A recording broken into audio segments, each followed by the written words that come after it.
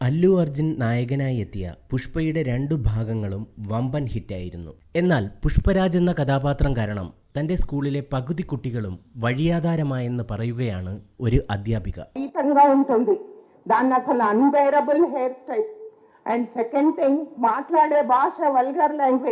വിദ്യാഭ്യാസ കമ്മീഷന് മുമ്പാകെ സംസാരിക്കവെയാണ് അല്ലുവിന്റെ പുഷ്പയ്ക്കെതിരെ ഹൈദരാബാദിലെ യൂസുഫ് ഗുഡയിൽ നിന്നുള്ള അധ്യാപിക ആഞ്ഞടിച്ചത്. വിദ്യാർത്ഥികൾ അസഹനീയമായ ഹെയർ സ്റ്റൈലുമായി വരുന്നു, അസഭ്യമായി സംസാരിക്കുകയും ചെയ്യുന്നു. ഞങ്ങൾ വിദ്യാഭ്യാസത്തിൽ മാത്രം ശ്രദ്ധ കേന്ദ്രീകരിക്കുകയും ഇക്കാര്യങ്ങളെല്ലാം അവഗണിക്കുകയും ചെയ്യുന്നു.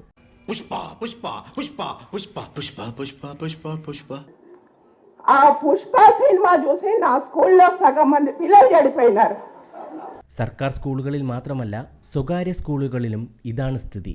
പുഷ്പരാജ് എന്ന കഥാപാത്രത്തെ വ്യത്യസ്തമാക്കാനായി പ്രത്യേക തരത്തിലുള്ള നടത്തവും സംഭാഷണ രീതിയുമൊക്കെയാണ് പരീക്ഷിച്ചത്. എന്നാൽ കുട്ടികളെല്ലാം പുഷ്പരാജിന്റെ സംസാര രീതിയും നടത്തവുമെല്ലാം അനുകരിച്ചതോടെയാണ് സ്കൂളുകളിൽ അധ്യാപകർക്ക് തലവേദനയായത്.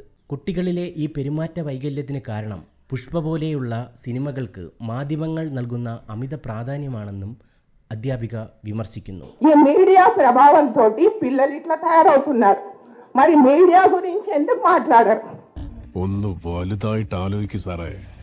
വിദ്യാർത്ഥികളെ മോശമായി ബാധിക്കും എന്ന ചിന്തയില്ലാതെയാണ് പുഷ്പ സിനിമയ്ക്ക് സർട്ടിഫിക്കേഷൻ നൽകിയതെന്നും അധ്യാപിക ചൂണ്ടിക്കാട്ടി.